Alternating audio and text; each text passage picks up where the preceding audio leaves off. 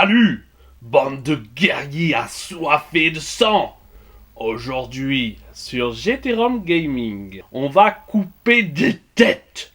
Enfin, on va peut-être couper des têtes, parce que pour être honnête, c'est la toute première fois que je lance ce jeu. On parle de Champions Return to Arms.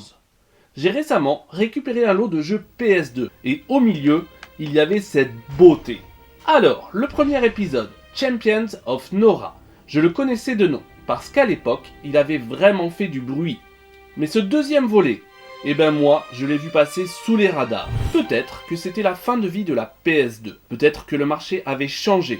Bref, il n'a pas eu la même exposition. Mais j'y pense, peut-être que je commençais aussi à m'intéresser aux filles. Donc aujourd'hui, on va voir ensemble, est-ce que ça vaut encore le coup de replonger dans ce hack and slash de 2005. Avant de cliquer sur nouvelle partie, petit point intéressant, le jeu est développé par Snowblind Studios. Et eux, ce n'est pas de la rigolade. Ce sont les gens derrière Baldur's Gate Dark Alliance, un des meilleurs hack and slash console de l'époque. Du sérieux donc. Première surprise, pas de cinématique d'intro. Je lance une nouvelle partie, choix du perso, pas mal de classes, petites modifs possibles, mais les gars, la création elle est pas assez poussée pour faire vos visages de beaux gosses. Et d'ailleurs, petite info sympa, si à l'époque vous aviez joué au premier Champions of Nora et que vous aviez encore votre sauvegarde, vous pouviez importer votre personnage dans Return to Arms. Résultat, perso de niveau 20 dès le début, 999 points de compétences, accès à des missions bonus et des maps d'arène en plus. D'entrée, une fille pose le décor, elle a besoin d'aide, les forces du mal sont revenues, t'as compris.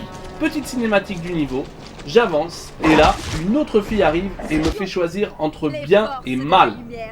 J'ai pris le bien, vous me connaissez, je suis bon, j'aime le Seigneur, je vous accompagne mes frères, dans la lutte contre le mal. La porte bleue s'ouvre pour moi, l'autre en flamme doit être celle du mal. Côté jeu, et que la fanbase ne se vexe surtout pas. N'oubliez pas que je suis bon. Décor un peu vide, bestiaire redondant, loot faible au début pour le négatif. Mais l'inventaire, les compétences, les objectifs et la mini-carte transparente sont super bien faits. A noter aussi que je trouve le perso un peu lent, ça manquerait de courir. Ambiance sonore, j'attendais un peu plus d'immersion. Donc ma première impression sera mitigée. Mais après la porte bleue, dans la seconde map, ça commence à prendre forme. Il faut jouer stratégique. Le mode bourrin, donc le mien en général, ça passe pas trop. Il y a un peu plus de loot. Et je vous annonce que si vous collectionnez pas les potions de soins, ça va être compliqué. Donc voilà, un début un peu tiède. Et le deuxième niveau commence à me faire dire, ok, là, il y a peut-être un truc. Franchement, les 45 premières minutes furent un peu mitigées. J'ai apprécié, mais il y avait du négatif.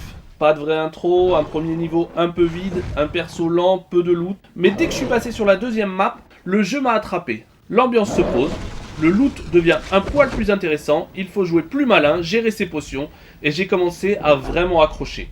Donc oui, malgré un démarrage un peu fade, Champions Return to Arms m'a surpris. J'ai envie d'aller plus loin. Je ne vendrai pas ce jeu, je vais me le faire.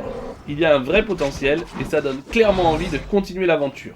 Armure de like, ok. Potion de soin, check. Prenez votre hache et rejoignez-moi sur GTROM Gaming.